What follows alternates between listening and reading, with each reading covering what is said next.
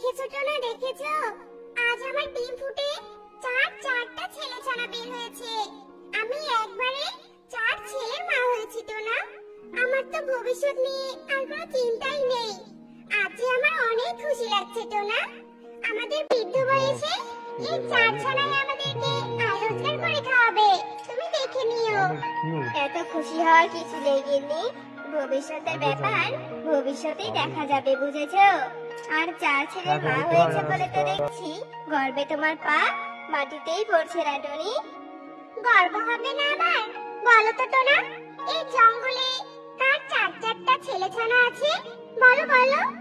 একমাত্র আমি তো 4টা ছেলে ছানার জন্ম দিয়েছি।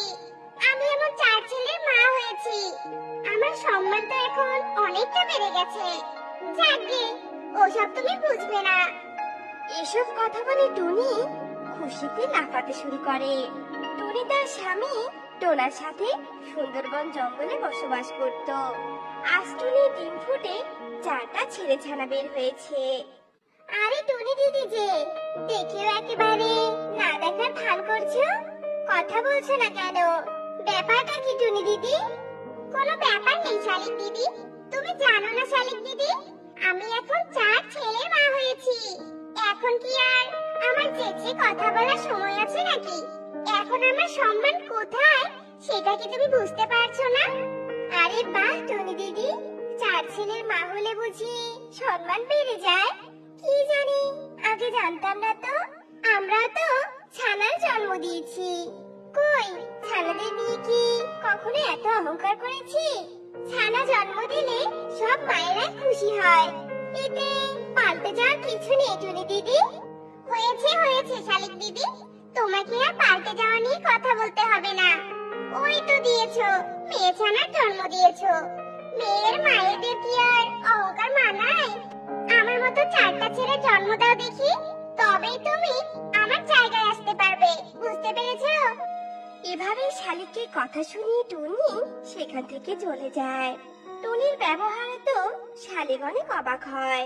এরপর বেশ কিছুদিন কেটে যায়। টুনির 4 ছেলে বড় হতে থাকে। আর হঠাৎই টুনি আরো একটা ডিম দেয়। ও মা, টুনি তুমি আবার ডিম দিয়েছো? 4টা ছেলে আছে, এই ডিম ফুটে যেন একটা মেয়ে ছানা বের হয় টুনি। আমার যে মেয়ে ছানার বড্ড শখ। এসব তুমি কি বলছো টোনা? শোনো, ভুলেও মেয়ে ছানার আশা করবে না। আমার যেন এবারও একটা ছেলে ছানাই হয়, তবে আমি 5 ছেলের মা হতে পারবো। আর আমার কদর যে আরো বেড়ে যাবে। যাই হোক, তুমি এখন কাজে যাও তো। আমায় এখন ডিমে তা দিতে দাও। আমি মনোযোগ দিয়ে ডিমে তা দিব, আর আমার আরো একটা ছেলে ছানা হবে। এরপর টোনা কাজে চলে যায়, আর টুনি ডিমে তা দিতে শুরু করে।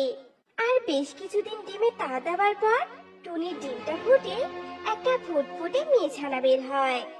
হায় হায় রে, এক নিমিষে আমার সব সম্মান মাটিতে মিশে গেল।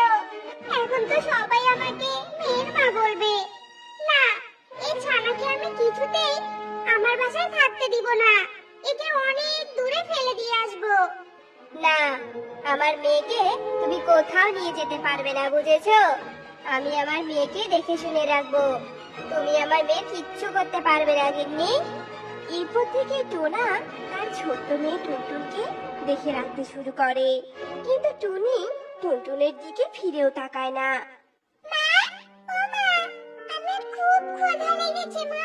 তুমি আমায় খেতে দাও না মা। সব খাবার তো দাদাদেরকেই দিয়ে দিলে। আমাকে একটু দাও না মা খাবার। আমার তো খুব ক্ষুধা লেগেছে। চুপ কর, আমার কাছে একদম খাবার চাইবি না, বুঝতে পেরেছিস? তোকে খাইয়ে কি লাভ হবে বলতো? আমার ছেলেদের খাওয়ালে আমার ছেলেরা তাড়াতাড়ি বড় হয়ে যাবে, আর আমাদের দায়িত্ব নিতে পারবে। আর তুই কি করবি? হ্যাঁ? টুনির কথা শেষ হতে না হতে টোনা খাবার নিয়ে আসে।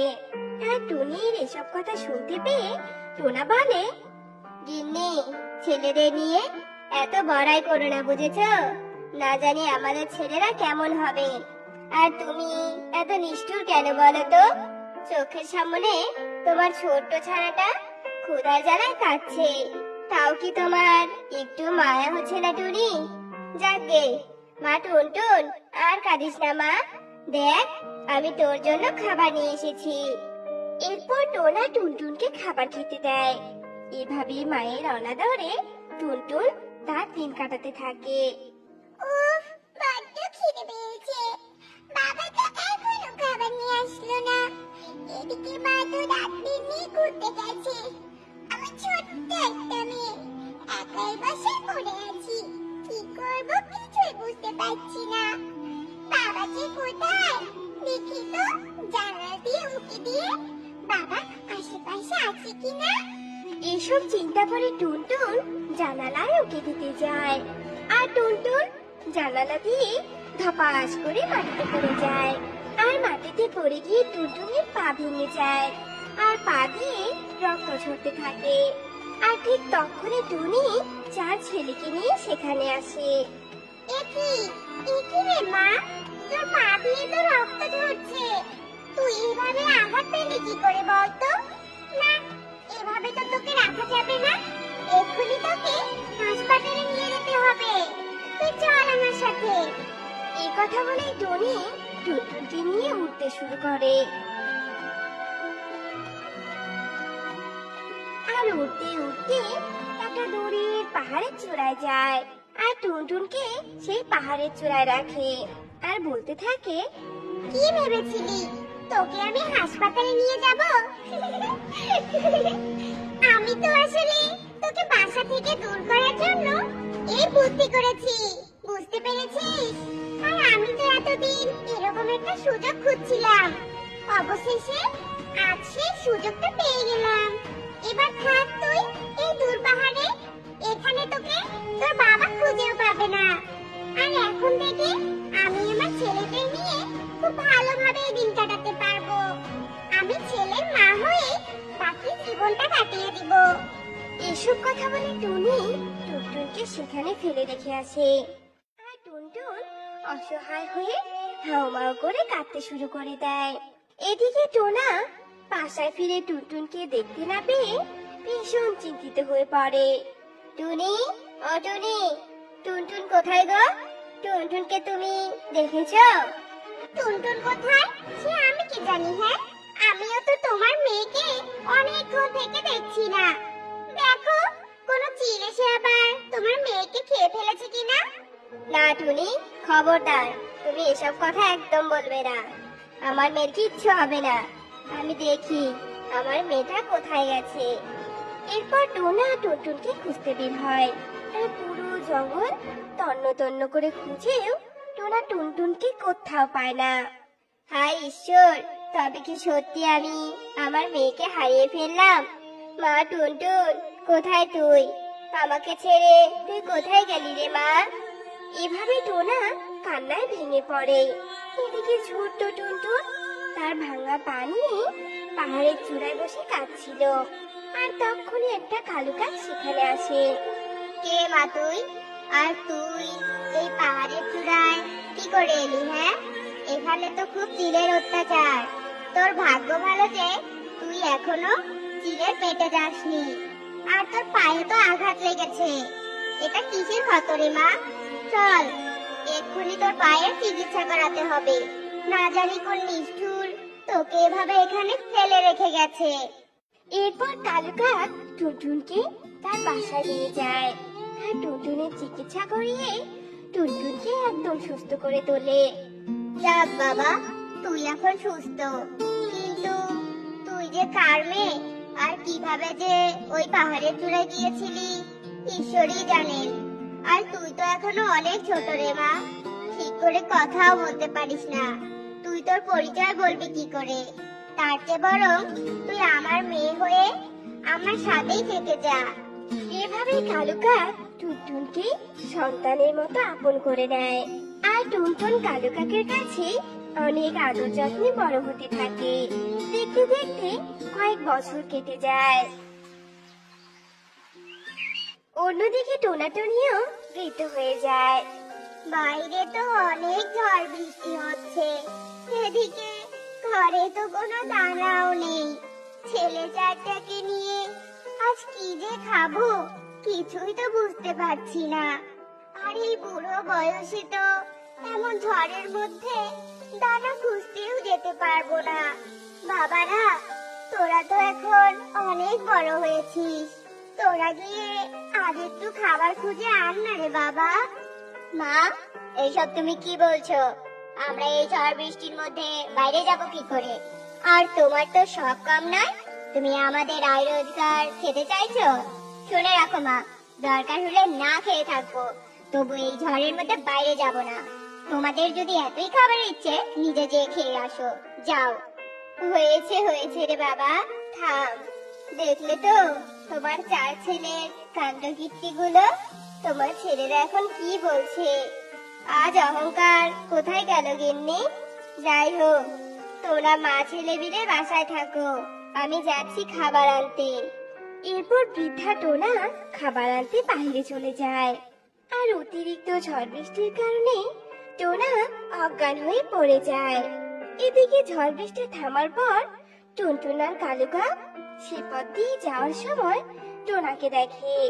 আর টুনটুন দ্রুত টোনার কাছে যায়। বাবা, ও বাবা, তোমার এই হাল হলো কি করে? এক্ষুনি বাবার জ্ঞান ফেরাতে হবে। এই কথা বলে টুনটুন জল এনে টোনার মুখের উপর ছিটিয়ে দেয়, আর সাথে সাথে টোনার জ্ঞান ফিরে আসে। বাবা, তুমি আমায় চিনতে পেরেছো বাবা? আমি তোমার টুনটুন। বাবা, আমি সব ভুলে গেছি, কিন্তু তোমার মুখটা ভুলিনি বাবা। তুই সত্যি বলছিস মা? তুই আমার মেয়ে টুনটুন? তবে তুই এতদিন কোথায় ছিলি রে মা?